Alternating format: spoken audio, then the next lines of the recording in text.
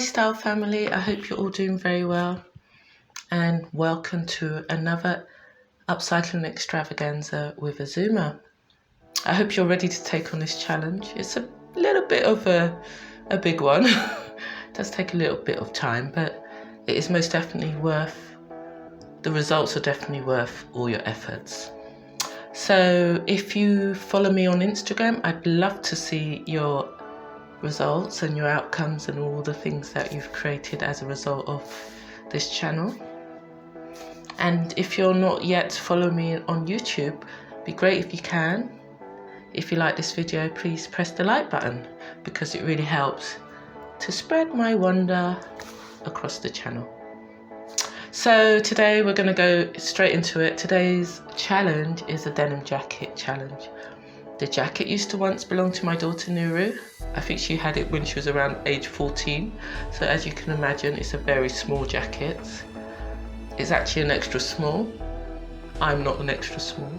So what I did is I took it up a couple of sizes. I upcycled the style, the size, and I love the end result. So let's get straight into it. Let's get upcycling.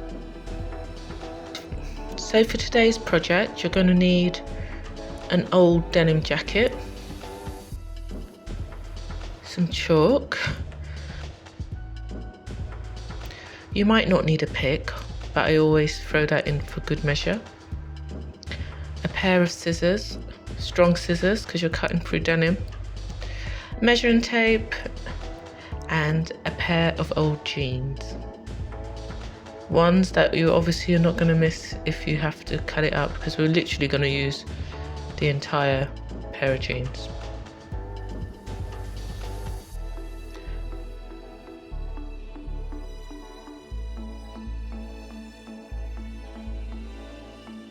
So this jacket is not my jacket. It was originally my daughter's. She wanted, I say was, because she was going to put it in the recycle bin, and I was like, nobody chucks away denim jackets. She said, well, it's not my style, I don't like it. And I said, well, I'll upcycle it. Now the jacket's a size extra small. I'm not an extra small. So I'm going to take it up 2 sizes. But first of all, I want to also reduce the length because it's quite a long jacket. And I'm going to take 12 centimeters off the bottom. So I'm going to, as you can see, I am marking with the chalk across the bottom, and I'm going to take 12 centimeters off and cut it. This denim is it's a bit stiff. It's a bit hard to cut, so bear with me.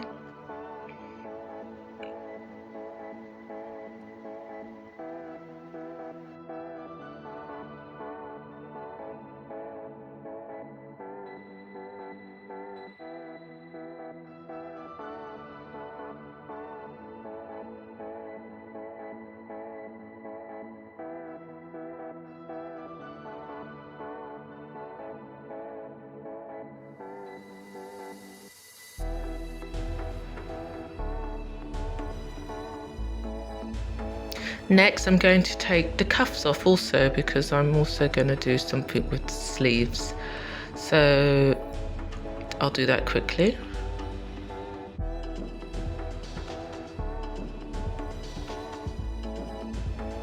Oh, actually, I might wear them. Maybe you can use them as bracelets. Let's see what they look like. Always trying to be innovative.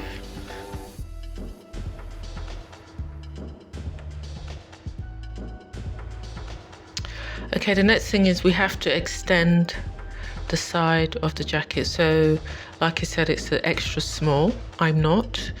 So I've decided I'm going to extend the side 3 inches on each side. So on the front and on the back, we're just not going to do anything too complicated. We're just going to extend on the front and the back and with the front and the side. But what we're going to do is cut the fabric on the fold, so we won't need to do any sewing, any side seam. Now we're going to do the same with the arm. The paper is not long enough to do the entire length of the arm, so what we're going to do is stick 2 pieces of paper together So if you've got any Pritt stick, just quickly glue 2 pieces of paper together and lay the arm onto the paper. Follow the shape. Now, if you know my brand prior to my YouTube channel, I used to do a jacket which had a really wide rolled up sleeve, and I was thinking, oh, this denim jacket will look great with a wide rolled up sleeve.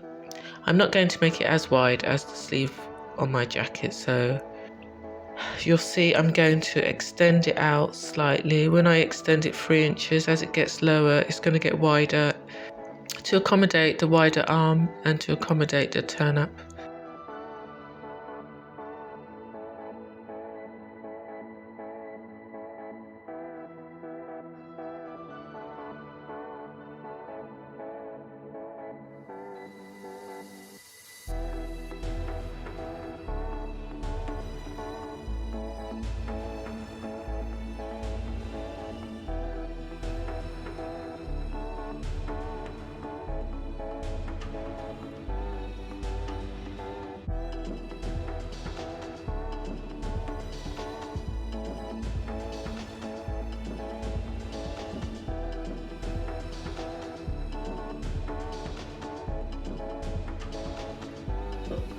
Next, we're going to get our jeans and we're going to cut out the pieces that we need. We're not going to just cut straight into the fabric anywhere on the leg. We'll start at the bottom and work our way up until we find the right placement, because sometimes you might start cutting at the top or something and then realize you've cut in an area that you probably need for something like a larger piece of fabric or something, and that's when you've got problems. Start with the side panels. So I need to cut 1 pair on the fold. I think I made my life a bit difficult by trying to cut both of them at one time. That's what us designers do to save time. We'll try and cut both pieces at the same time, but I don't recommend it with denim.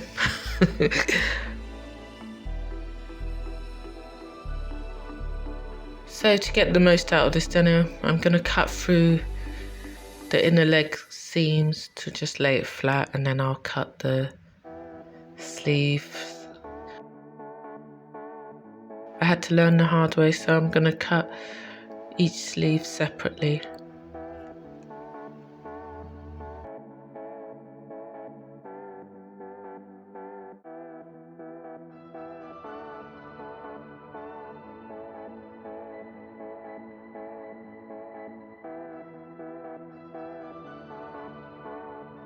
Okay, before we start sewing on the sides, the last thing to do is to cut the side seam off the jacket so that we open it up and we can insert the new side panel. So let's do that quickly.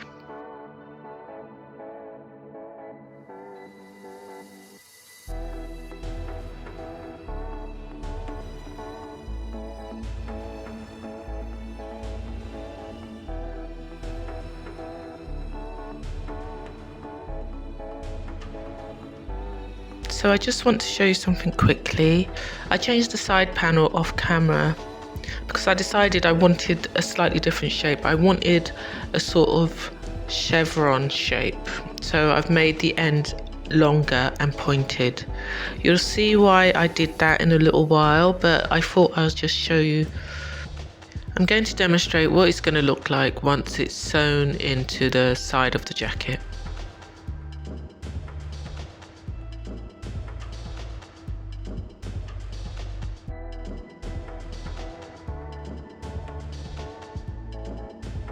Let's sew it in quickly, then we can start with the fraying of the denim.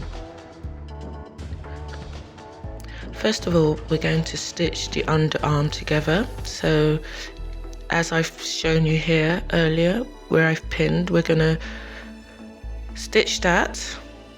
Then we're going to zigzag the edge for extra security.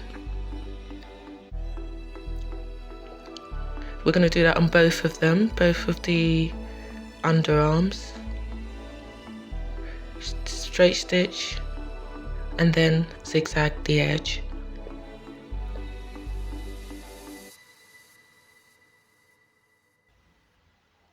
And now we're going to insert it into the space of the underarm, just like the example I showed you earlier. So we're going to first pin all the seams together. You can gauge which part is for what, because the front bodice and the back bodice is shorter than the length required for the arm. So you know that's for the front, and you know the longer end is for the arms.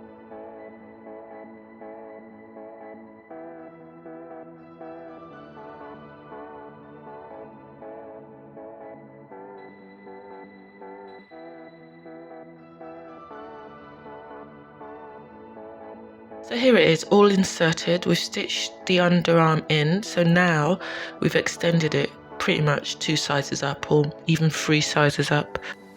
So I wanted the jacket to have a frayed edge, and this technique looks really great.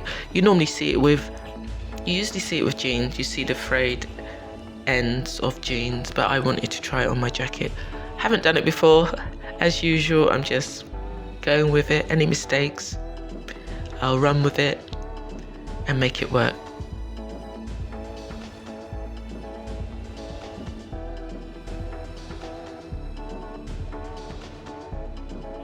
So I've marked on with chalk how high I'm going to fray the fabric to, because I don't want to go too high. So if you want to create a sort of pattern or a shape, try and use chalk to mark how high you want to fray. Cut, make some slashes into the fabric. You should be very careful when you do this and try to make your cuts as straight as possible, because when you're fraying, it's going to fray along whatever grain line you've cut across. So if you've cut in a sort of diagonal, or it's not straight, basically you're gonna lose a lot of frays to cut it short.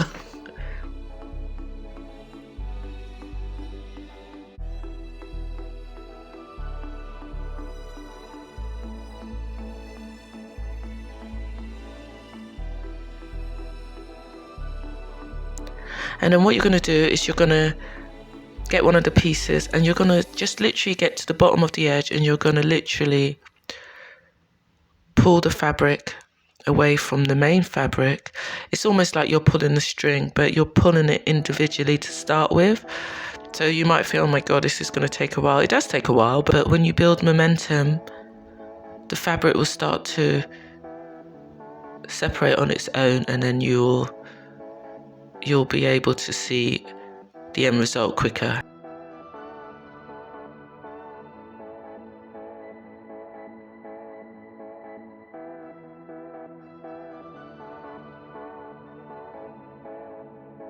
So this is the progress so far. I've frayed all the edges that I intended to. The sides are done. There's a couple of places at the front I decided to. The underarms are done. I like it. I really like it. But I think we can do even better. So I'm going to add some more frays to create some more drama. So I decided I want the front to also have like a chevron style. So what I'm doing here is pinning fabric underneath, and I'm going to just basically stitch it underneath the jacket, and then I'm going to fray that also. So nothing too technical. All I'm doing is just deciding on a shape, so no measurements. I'm just doing it by eye.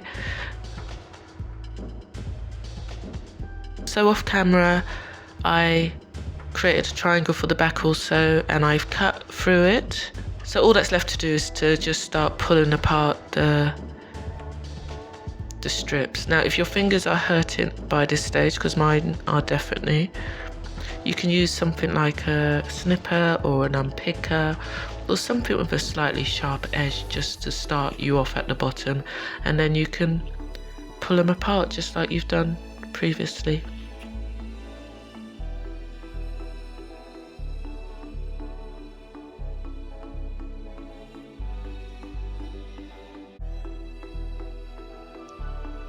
And here we have the jacket. I love it. I love it casually, and I love it if I was to wear it for a more dressier occasion. What do you think? It did take a while, I'm not going to lie, to make the fringes, but I really think it's worth it, especially because you can shape it to whatever you desire. You should have a go.